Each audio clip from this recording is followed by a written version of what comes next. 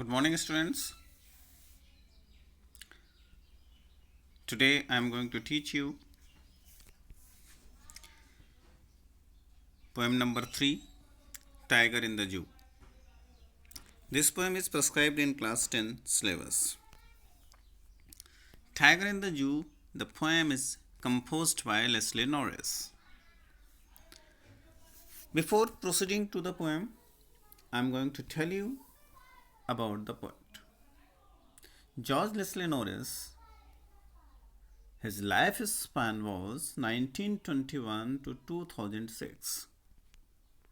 He was a prize winning Welsh poet and a short story writer. He is considered as most important Welsh writers of the post-war period. His literary works have won many prizes. His famous works are Finding Gold, The Loud Window, Phoenix, Living Poet series, Ransom, etc. So, students, I am going to teach you the poem Tiger in the Zoo. My dear children, have you seen the tiger? Probably in the zoo, not in the open forest. You have seen the tiger in the zoo. What he is doing in the zoo? He is caged. He is walking in his limited area. Student, is this the real vision of a tiger? No. This tiger is not a tiger. It is just like a caged animal. If you want to see tiger, its features, its courage, its violence, its powers, then see the tiger in the open forest. So, students, this poem, which is written by Leslie Norris, this poem describes the pain and agony and helplessness of a caged tiger that lives in a zoo. Here, poet also highlights how the life would have been to the tiger if he is in jungle, if he is open forest. Here he also describes the condition of a tiger who is kept in a zoo for the fun of human beings. Students, as it is a poem, so line by line explanation is very necessary because textual questions also asked in the exams. So let's see. He stalks in his vivid strips the few steps of his case on pads of the velvet quiet in his quiet rage. Students, new words are there. Stalks. Stalks is a type of movement. It means follows. Few steps of his case. Few steps because he is not going on his way. He is coming, moving, turning and turning because he is following his own footsteps because he is in the cage. He move in that limited area. He stalks in his vivid strips. Vivid strips means bright full colors. The few steps. His journey is also not a long journey, but his steps are very few. How many steps he can walk? Probably 10-20 steps further, then backward, then forward, then backward. On pads of velvet quiet. Pads, paws of a tiger. His paws of a tiger are very much velvet quiet, very much smooth. they are soundless. His footfalls produce no sound because his paws are velvet. He is quiet. He is quiet. He walks in his quiet rage. But the animal is happy. If a animal like tiger is caged in a prison, he is happy. No, he is not happy. He is ferocious. He is angry, but his fury and his anger both are quiet. Students, I'm going to tell you some literary devices that are used in this stanza. First of all, I'm going to tell you about the rhyming scheme. Rhyming scheme, the rhyming lines. Because poetry, except free verse and blank verse, most of the poems are having rhymes. So, rhyme scheme of the poem is of this stanza is A B C B. C. The first line of the poem ends with strips. So it we suppose A. The second line ends with the word cage. So we suppose it B. Pads of velvet quiet. Quiet, the last word of the third line, quiet and strips does not rhyme together, does not match in their sound. They are not equal in the sound. They are not similar in the sound. That is why it is a new alphabet we are giving for its symbol, that is C. Raise. Case and raise both are rhyming together. So its rhyming scheme is A B C B. A B C B. Next literary device that is used in this stanza is personification. Personification when animal or non-living beings are personified as human beings. As he, the tiger is pronounced he. So here the which figure of speech is there? Personification. Next figure of speech is used here, metaphor. Metaphor, where is the metaphor? Metaphor is in this line. On pad of velvet quiet. Means his paws are just like velvet. There is a comparison in the softness of his pad and in the softness of velvet.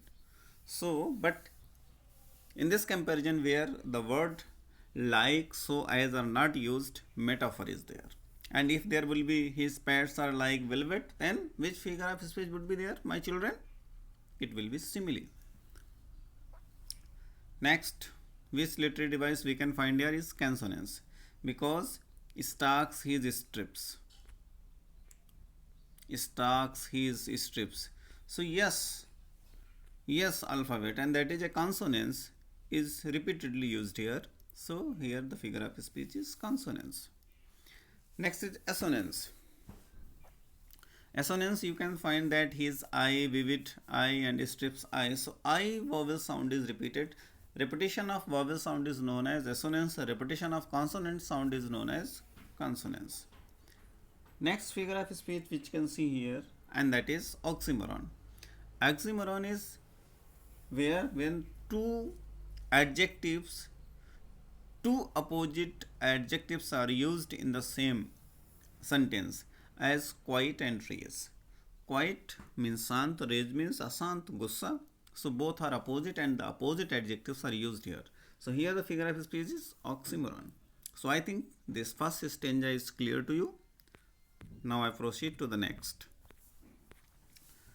He should be lurking in shadow, sliding through long grass, near the water hole where the plump deer pass. Students, this stanza explains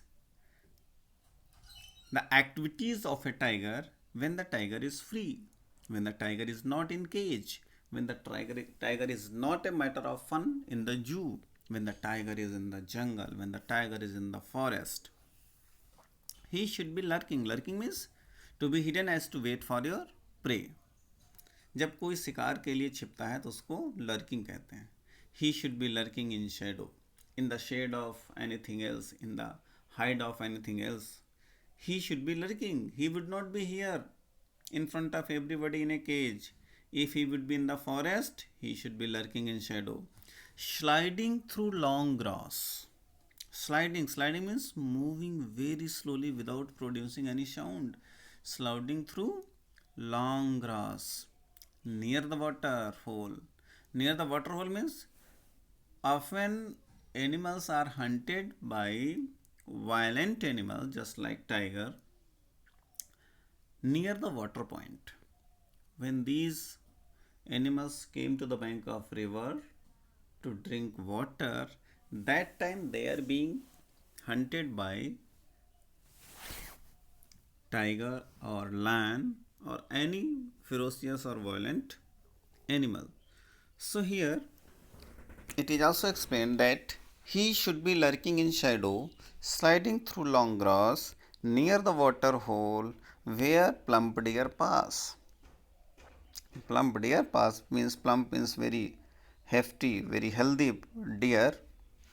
When pass near the water point, that moment, this tiger who is appearing in the cage, helpless, he would have been sliding through the long grass at his prey.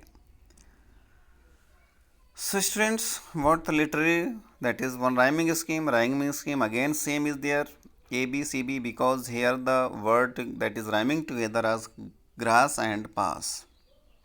There is also use of alliteration, because alliteration use of sound P at the start of two word. When the starting alphabet of any word is frequently the same word is coming, as here plump, pass, PP. Both letters are the first letter of two words or three words or more than one words. So if same alphabet is repeated, there the figure of speech is alliteration.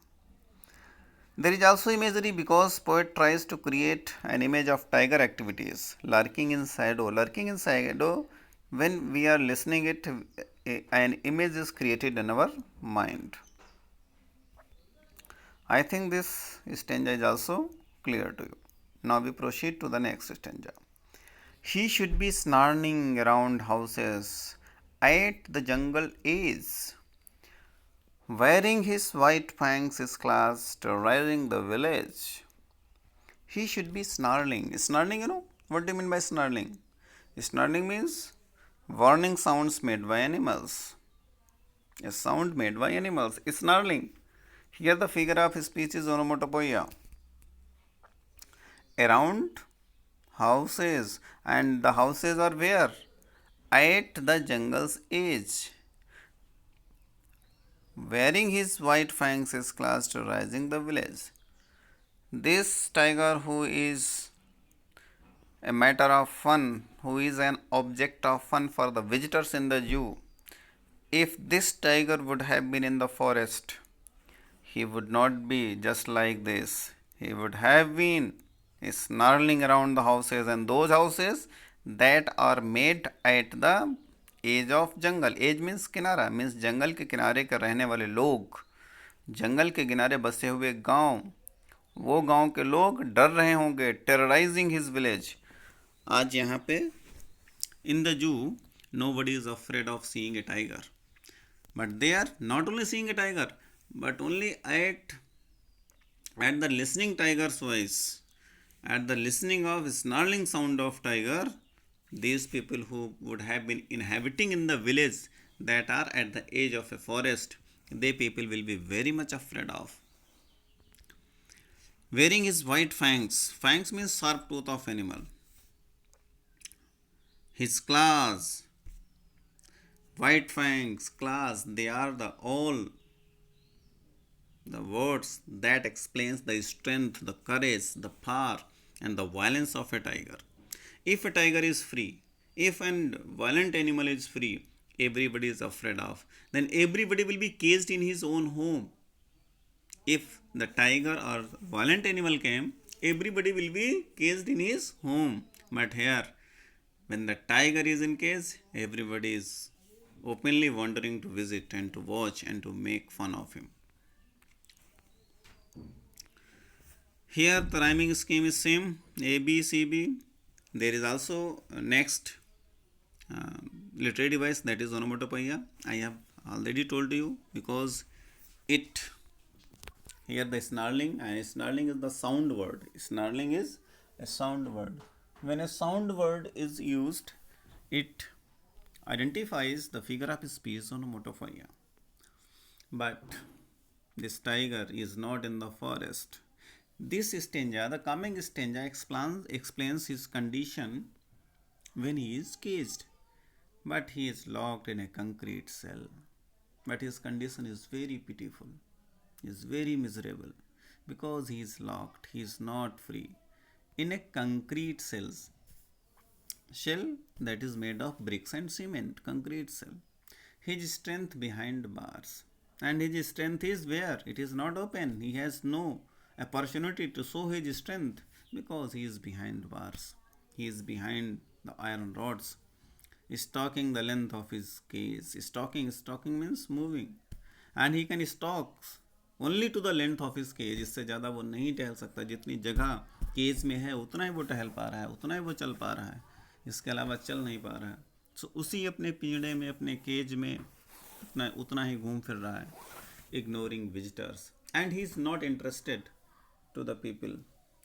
If any human being is visible to be a tiger in the forest, see how much tiger is interested. Differently, I think he will attack, kill him, suck the blood out of his body, and will be happy to find that unique taste. But here, what is his condition? He is ignoring the visitors, he is ignoring human beings who are laughing and making fun of him when he is caged behind, when he is imprisoned in his cage. Literary device, here is also alliteration, because the use of sound B at the start of two words, behind bars. He hears the last voice at night, the patrolling cars, and stares with his brilliant eyes at the brilliant stars. This is also condition of a imprisoned tiger in the cage. He hears the last voice at the night, and at night he hears the last voice. Last voice of whom? Last voice of the persons who are guarding and who are at the vigilance. At the vigilance. Patrolling car means the guarding, and who are the person that are coming there as a vigilance, and he stares with his brilliant eyes at the brilliant stars. And what he did in the night? He stares, घूरता रहता है अपनी चमकीली नजरों से चमकते हुए सितारों को, and he has nothing to do, what to do, because he is caged.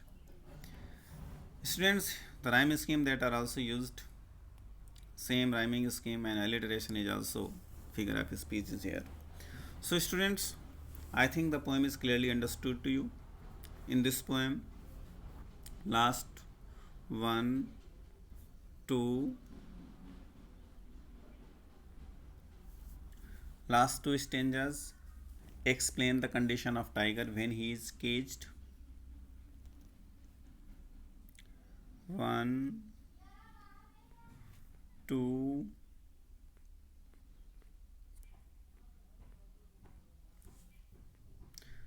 first stanza is also describing the condition of a tiger in his cage, and second and third stanza describes the condition, the pleasant condition of a tiger when he is not caged, when he is free in the forest. I hope students the poem is well understood to you, because I have highlighted all the points in this poem. Hope you understand well. If you have any problem, you can put the question in the comment box. Do not forget to subscribe it and to press the bell icon. Thank you. Have a nice day.